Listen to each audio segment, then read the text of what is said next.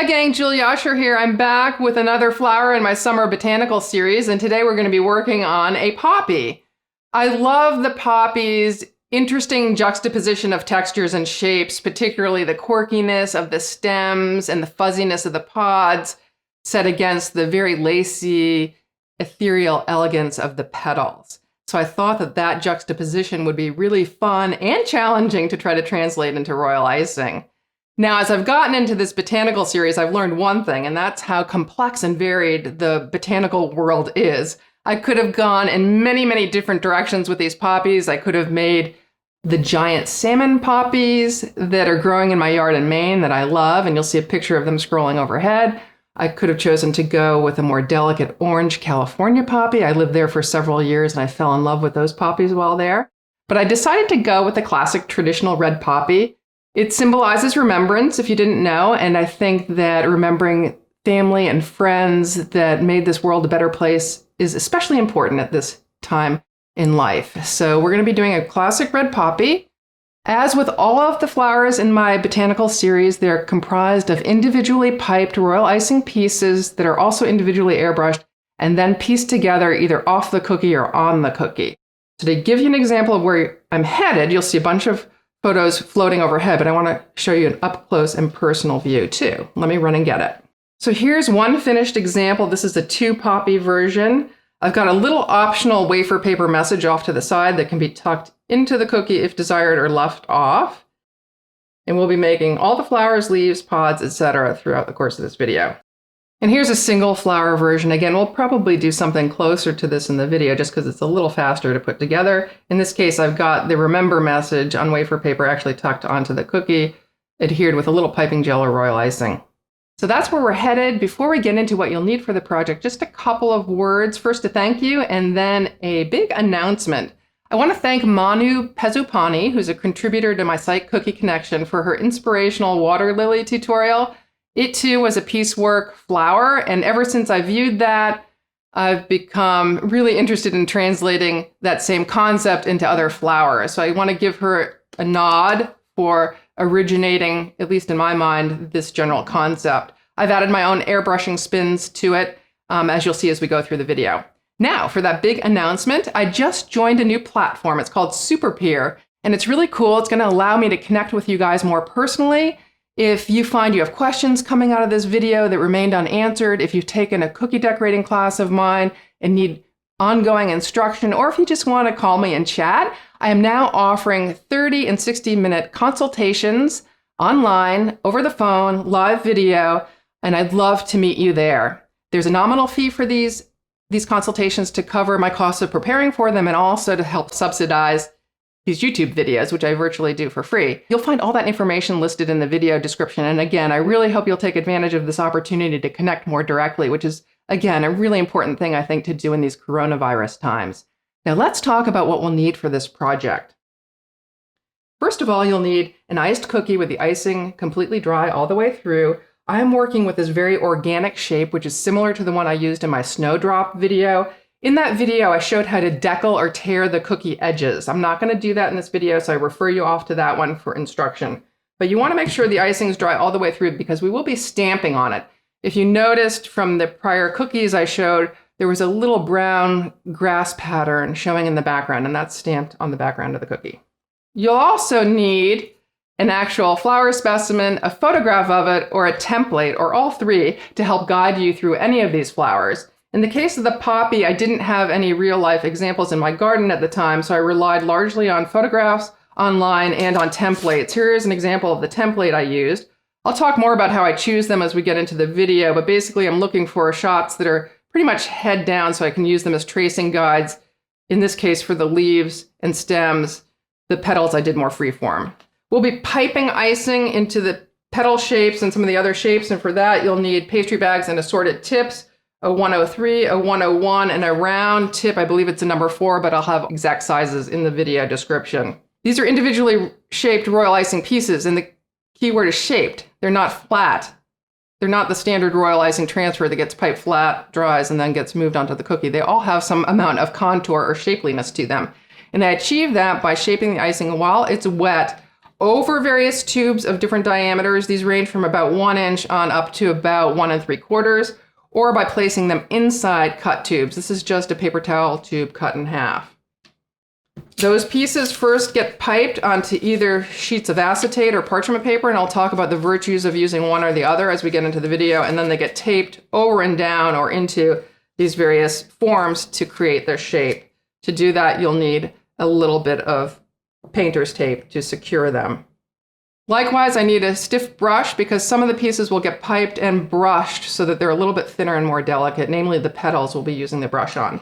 Once the pieces are shaped and dried, there are a couple of other elements that go onto the cookie. As I mentioned, we did stamp a pattern onto the back using conventional craft rubber stamps that have been sanitized. I used this grass one and this additional grass stamp, which is mounted on an acrylic block. It's harder to see the pattern from the back, but it's just a nice, tall, long blade of grass.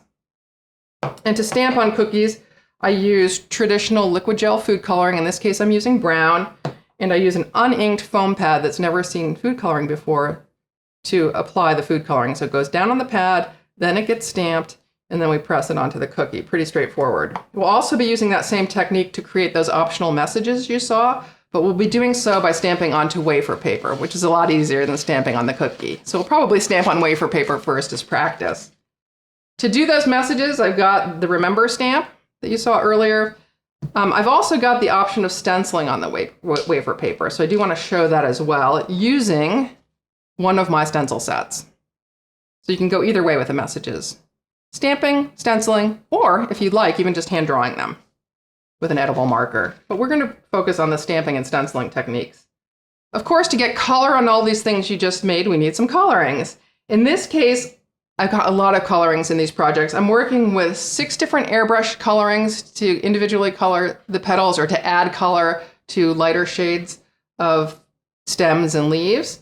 And I've also got, let's see, I've got it written here. I'm doing a little cheating here. I got 5 regular icing colors in various consistencies. But I'll introduce all of these as we go through the video, and they'll also be listed in great detail in the video description.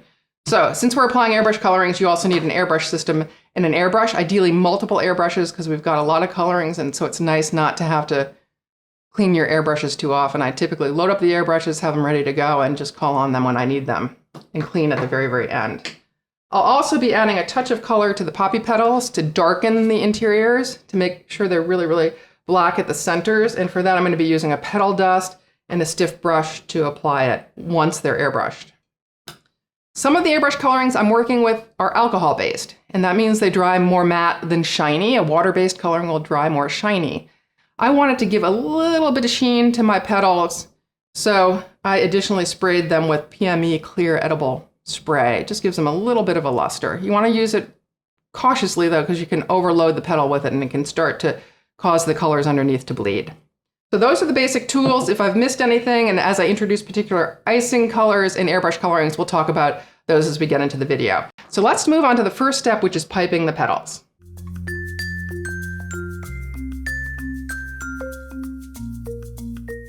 Okay, so we're going to start by piping every single element that goes onto this cookie, beginning first with the petals for the big flowers and also smaller petals to go into kind of what I'm calling emerging buds. As an example, here's the full flower, what it's going to look like when we're done. But right now we're just piping the inner petals and the outer petals and the green center. We'll start by piping the big outer petals that are going to look something like this. We're piping basically everything in white or a light color because when I airbrush, there'll be less commingling of the underlying color with the airbrush coloring and I'll get a truer color. I want these very, very red, so I don't really want any underlying color on them. The top layer of petals are smaller and curved a little bit more. So they'll be piped and shaped in a narrower tube, so they have a little more curve, whereas the big petals will be shaped in a broader tube, so they have a little gentler curve. And that way they'll also assemble more neatly into one another when we get to the assembly process. The center is comprised of just a green dot, which has some yellow lines piped on it. And then it gets assembled with the 3 inner petals like so. So we'll eventually get to the assembly part, but again, in this stage, we're just going to be piping the green dots and the yellow lines on top. And then finally, for what I'm calling the emerging buds, which will look something like this when they're completely assembled and airbrushed, we're going to be piping smaller little petals to go inside, again in white, and then airbrushing them red. And they're going to be nestled between two oblong green things that look like the pod. That pod will also get textured.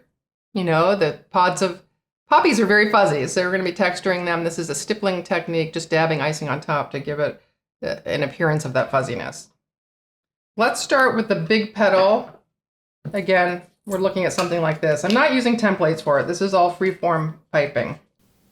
Now, one of the key things with the petals is to use the right consistency of royal icing, and I want it very, very thick so I get a nice tear along the edge and lots of ridged detail along the petal. I'm using a 103 petal tip, and I'm going to be piping on acetate. You could also pipe on parchment paper. These aren't particularly delicate pieces, so I can go either way. Now I'm going to start by creating kind of a fan, and I'm varying pressure as I go to give it a ruffle, like so, ending at a point in the bottom middle. There's a lot of bulk of icing though, given the way I pipe this in the middle, and that'll interfere with getting the petals together in the end. So I want to brush that down. This will also give more texture to the petal. The brush is only slightly damp, and I'm just going to shape it a little bit to a point at the end. We want to have a point at the end so these petals come together in the center more easily. Now I want to give it a little bit of shallow contour, so I'm using the wider, more open paper towel tube here and just taping it into place.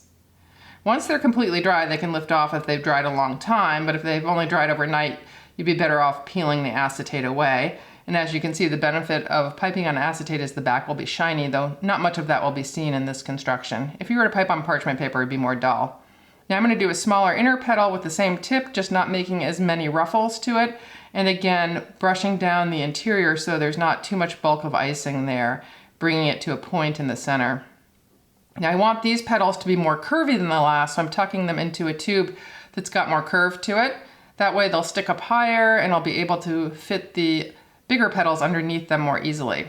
Now coming to the flower center, it starts with a green dot. This is a light moss green, about 1/4 inch in diameter, and here I'm using a very different consistency icing. It's beadwork consistency, so this will form a nice round bead on its own, maybe with a little gentle tap of the trussing needle to take that peak out of the top, and once dry I can just nudge them off the acetate with the tip of my paring knife.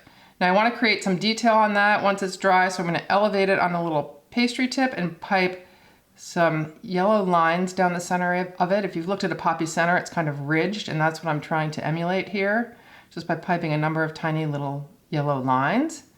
And I've got it propped up so that the icing falls off the bottom and I don't get a big foot on it. That looks pretty great. We'll leave that to dry once again.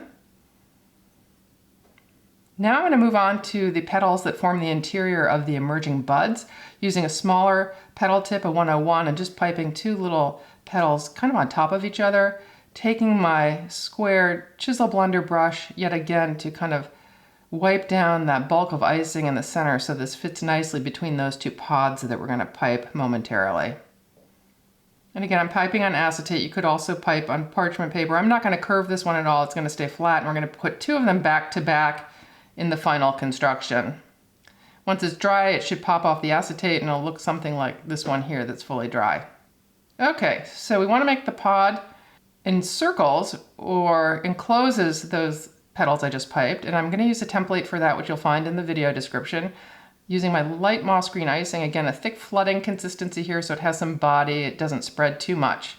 Once that's dry, we can pop it off the acetate, and I do want to stipple it.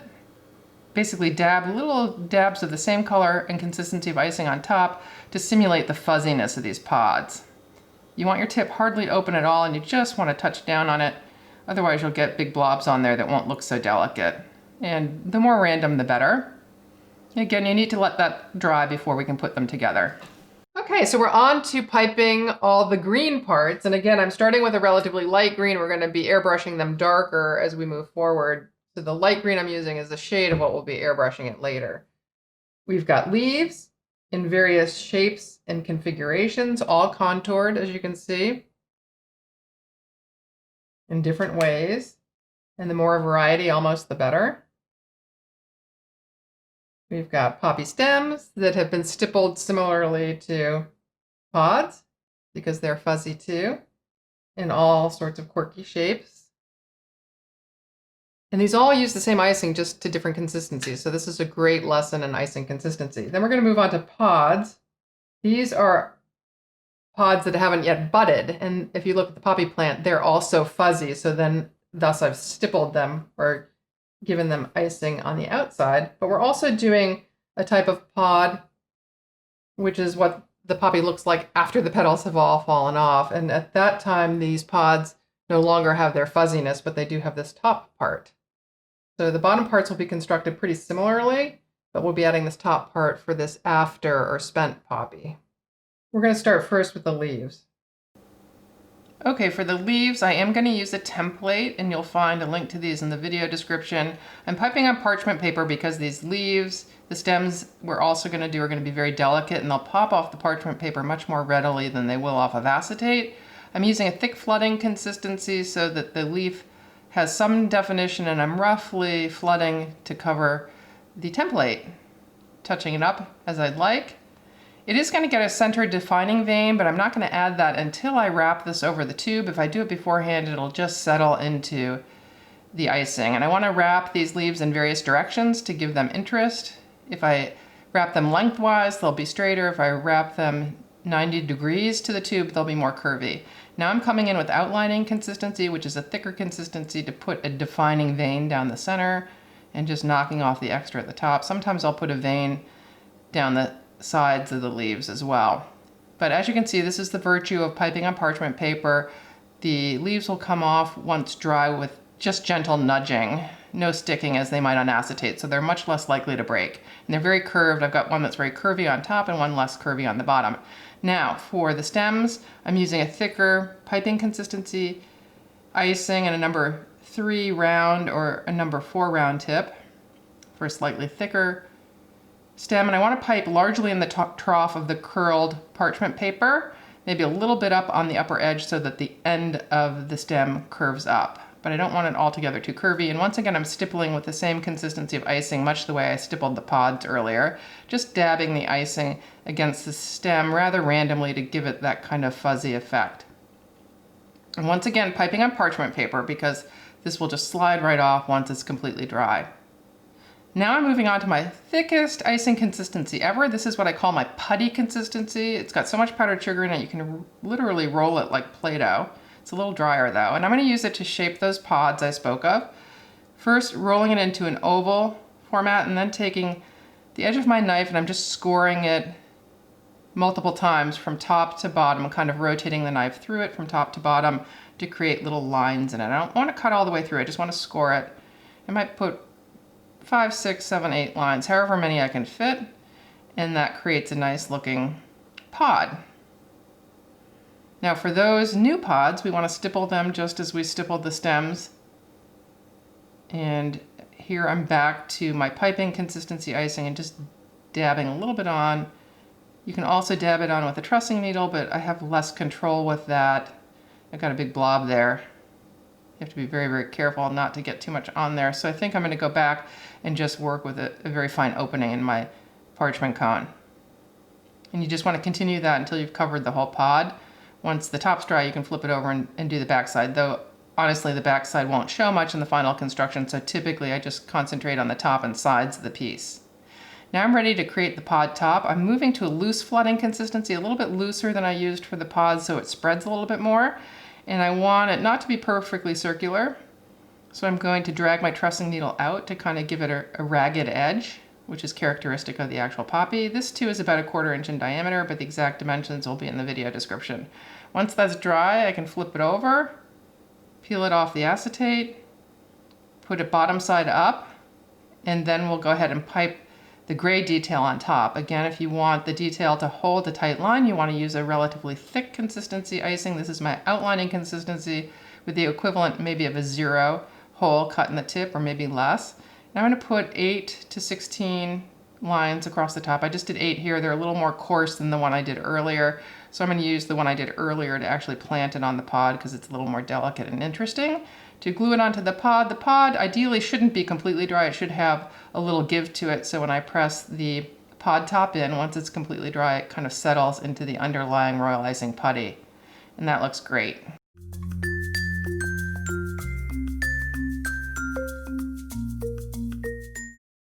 Okay, with the petals, leaves, stems, everything all piped, I'm now ready to apply more intensity of color, or color in the case of the petals, so that these really become poppy-like. We're going to start first by airbrushing the petals for the flowers, then moving on to the stems and some of the green parts.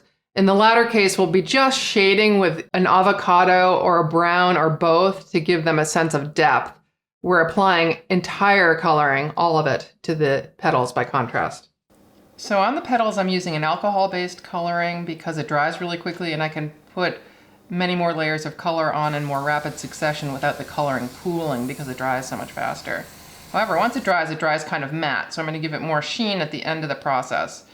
I'm going to hit the backs first with red, as you saw, and then hit the front. These are the big petals. They're just completely solidly red. They're going to look a little glistening and moist to start, but they will dull out over time. Now, the smaller interior petals are done the same way, red on the back, red on the top, but in addition, I give them a little black at the center. I use my fingers as kind of a stencil, pinching them at the end, and I airbrush up about halfway with black, because the center of the poppy is black. The emerging petals that go in the small bud will be completely red. Simple as that. Now onto the pod. I'm going to hit that from the side with a little bit of avocado and then come in with a little bit of brown. Again, just shading it. I don't want to come top down or it will all become one color and it'll be less interesting. Now, because this is an alcohol-based coloring, those pieces have dried a little dull, so I'm spritzing them with the PME glaze spray at a distance and ever so lightly, because if I put too much on, it'll cause the coloring to pool. But once that's dry, it'll be subtly shiny. Okay, so I'm back now with all the green parts, the pods, the stems, and the leaves. And this is a really simple airbrushing process because they'll either get moss green or a touch of brown. And they're all basically done the same way. A little bit of airbrushing to the side because we want to give depth and dimension. I don't want to airbrush from the top because then I cover the whole piece and it looks uniformly covered. We want a little bit of that light color peeking out at the top on every piece. Okay, I'm going to start with the stems. Again, just shading from the side with a little bit of avocado, which is kind of a moss green. I always airbrush on paper towels, as you've noticed, because that absorbs excess coloring. Particularly helpful when I'm doing saturated colors so I don't get any pooling on the piece. Now with the leaves, the same thing. I'm going to touch from the sides with moss green. I think I also hit the stem with a little bit of brown. And again, I'm shading on the side to which the stem or the leaf is curved to give it a sense of shadow. I'm going to touch these with a little bit of brown too. Pod will be done exactly the same way, with a little green from the sides and a little bit of brown, leaving some light green showing at the top for more interest and dimension and to give that sense of depth. The other pod I'm airbrushing from the back to hit it with green and then brown from the bottom, and then also touching the top of it from the side with brown.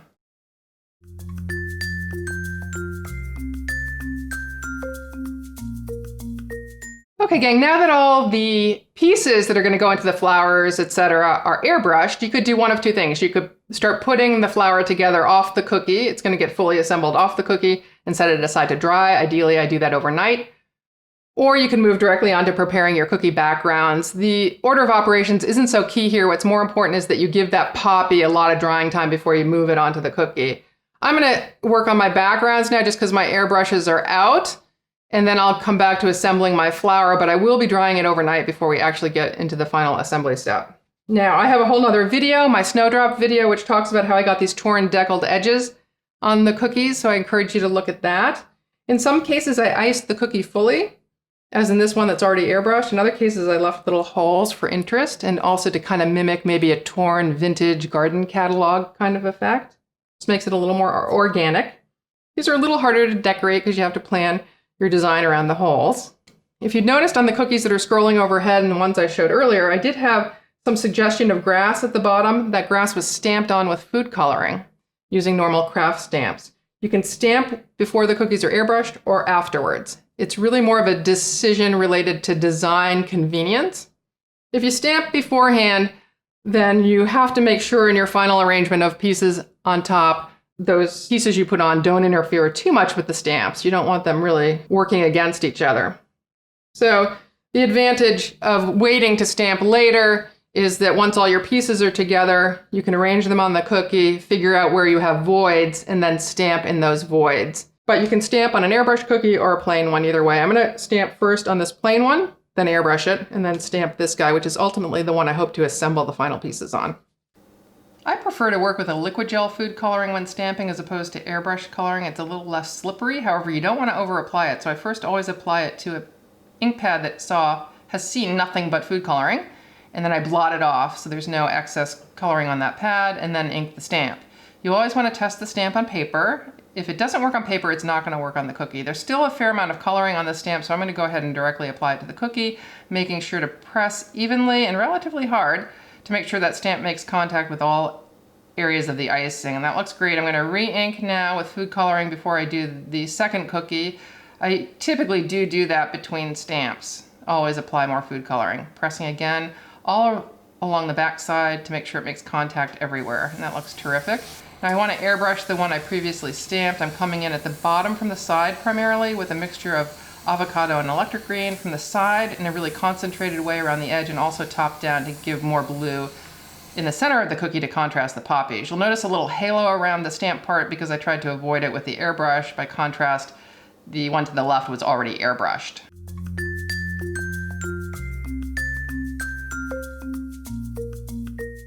So while I've got the stamps and airbrushes out, I want to do some optional wafer paper messages, which you can choose to insert behind the cookie, around the cookie, or however you want to use them or not use them. But they're fun embellishments that can be used on any type of cookie. I am choosing to use floral messages and also remembrance type messages in keeping with the meaning of the poppy.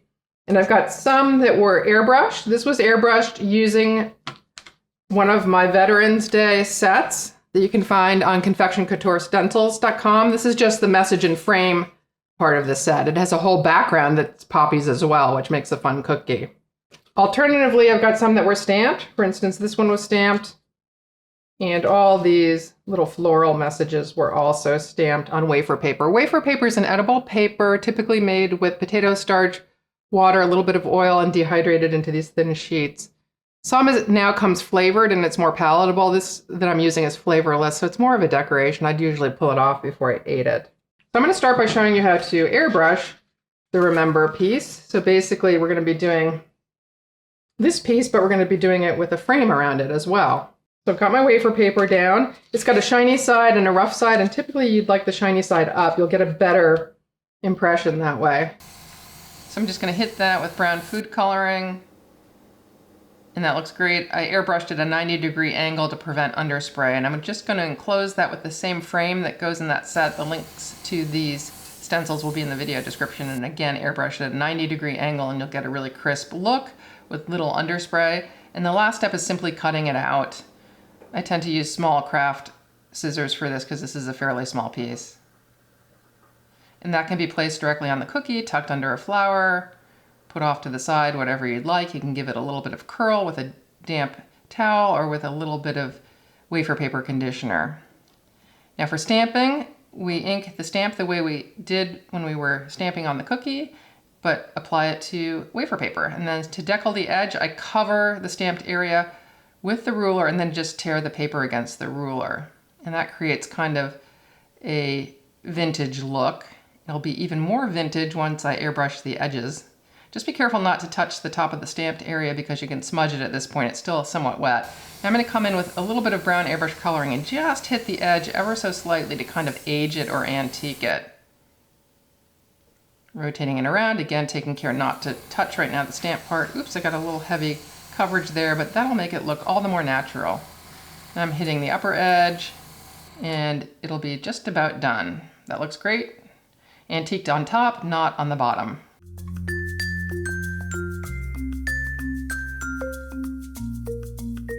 So on to the poppy assembly. Again, you want to give this lots of drying time before you put it on the cookie. Here's the finished product. We're going to start by assembling the center, the 3 little petals around the green center. This one's already pre-assembled and dry. Then we're going to take this dry one. Ideally, I dry that overnight. Once it's fully dry, then I'm going to set it on top of 4 outer petals and then allow a second drying before we put it on the cookie. Of course, we want to add some detailing in the center, and I do that with black and white icing of beadwork consistency. I'm also going to do some dusting of the inner petals with black if that airbrush black I put down earlier doesn't show up enough. Sometimes when I put the center in, it conceals some of it, and I want to accentuate it again. So let's get started putting the center together. So I'm going to be assembling on parchment paper because I want the poppy to come off without any hitch, and it will, once it's dry, literally slide off the parchment paper. With acetate, I might have to push it off, which could damage some petals. We're going to start by doing the center. So those pieces with the black, the 3 pieces with the black in the center, are going to get glued together in their center with a little bit of thick red icing. Now that red icing could have been a better match to the petal color, but the fact of the matter is the petals are going to be on top of it and it's going to be underneath, so we likely won't see it, but I probably should have darkened it up with a little bit of brown. Then I'm going to put the center we piped on top of that little bit of red icing in the center. That center was also airbrushed from the side with a little bit of brown food coloring to give it more depth. This one may not have been, but typically I do that. Now I want to give this a little bit more dimension, so I'm lifting up those petals and propping them in place with some couplers. Now I want to move, while that is drying, to the outer petals. And again, I'm going to rig them in the same way, glue them together at their tips in the center with a little bit of red icing underneath.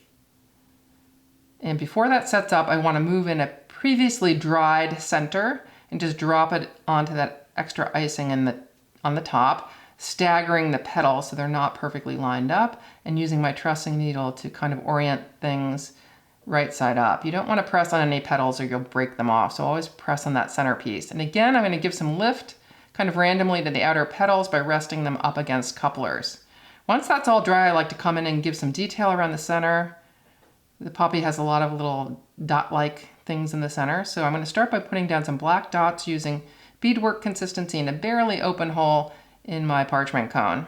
Typically though, I do that once the poppy is completely set so it doesn't move around on me. Now once those black beads are dry, I come in with white to kind of accentuate them and highlight them. And I want to complete that process and go all the way around until that's completely filled out.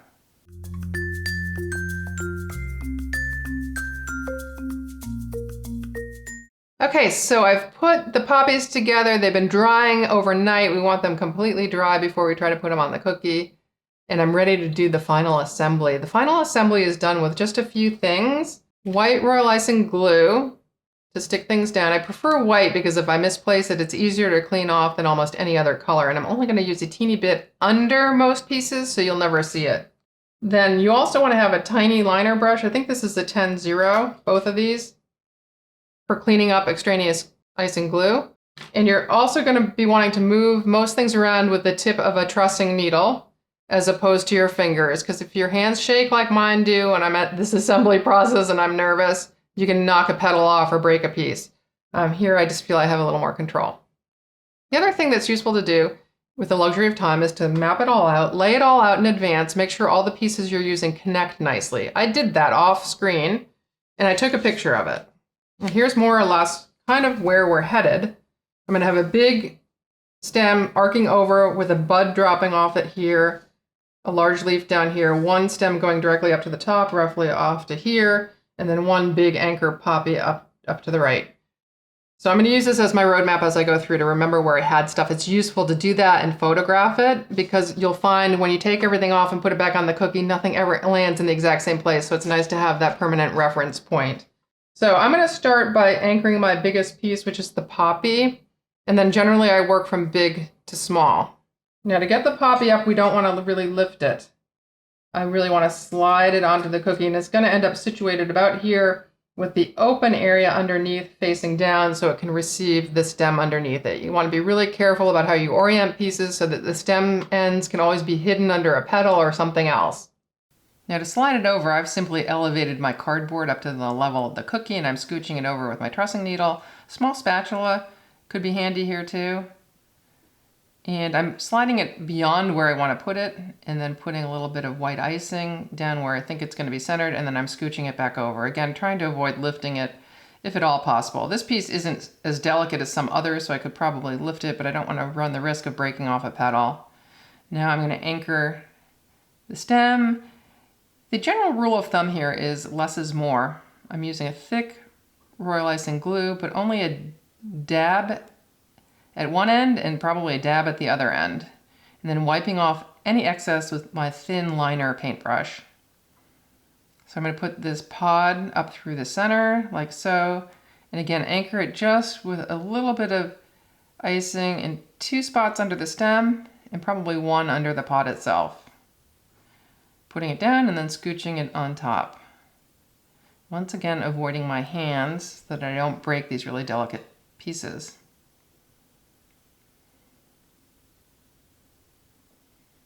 Same process here, gluing down, sliding over. Now a little glue down on the cookie to receive the pod. The key with attaching the pods to the stem is to make sure they really do make contact and look like they're touching it. So you really want to push that in, not hard, but so that it makes contact with the stem, so the pod makes contact with the stem or the leaf makes contact with the stem. Now I've got a few more stems going down and leaves going down. I'm just going to reposition them here according to my photograph and then continue the anchoring process. The only time I might use a green glue is when I'm attaching a leaf to the side of a stem and the glue is likely to show. In that case, I will try to match the glue to the stem color. But for the most part, I'm just going to use white underneath and then knock off any excess with this paintbrush.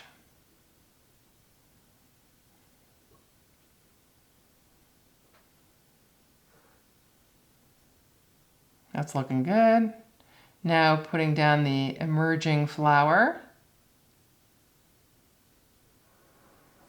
That was put together by just assembling two of those small petals back to back with a little bit of icing glue and then sandwiching them between two of the stippled pods.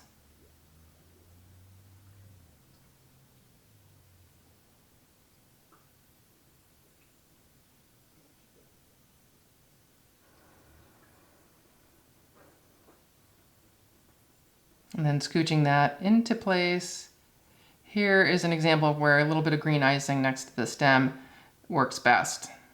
I think that looks pretty good. I just want to attach the small leaf. I may end up putting another flower down around the bottom to fill out that center area, but I'm just going to leave this for now because you've now seen a representative piece attached to the cookie. So as you can see, this is just a matter of really pasting at this point and puzzling things together, which can be fun and soothing if you've got time. So take your time with it and you'll end up with some gorgeous results. I'm going to wrap up now and show you some other variations. So after a little more gluing and arranging, you'll end up with a beautiful poppy cookie similar to either one of these. Again, this is a nice single poppy version with a message attached to the top. I'm yet deciding what to do with this little bud. I might actually stick it into the corner of that cookie. The beauty of these cookies, though, is I make all these pieces in advance of different shapes and sizes, and then I mix and match them, and no two are alike. So it's a really unique, beautiful gift for a friendship gift, for Memorial Day, for upcoming Veterans Day, you name it. They're so spectacular, actually, that they're just beautiful for any occasion. Here's a two poppy version, a little more elaborate, but equally beautiful. So I hope this gives you a great approach to making your own dimensional royal icing flowers, whether you make these or any other in my series. The techniques are basically the same. I encourage you to check out the other flowers in my summer series as well. I recently posted plumeria, hibiscus, and clematis. And back in the spring, I did snowdrops and dogwood. So you've got a bunch to choose from. Also, just a quick reminder about my SUPERPEER platform that I've just joined, where you can join me for individual one-on-one consultations, either for 30 minutes or 60 minutes. I'd love to meet you there, and all that information is found in the video description. Till next video, live sweetly.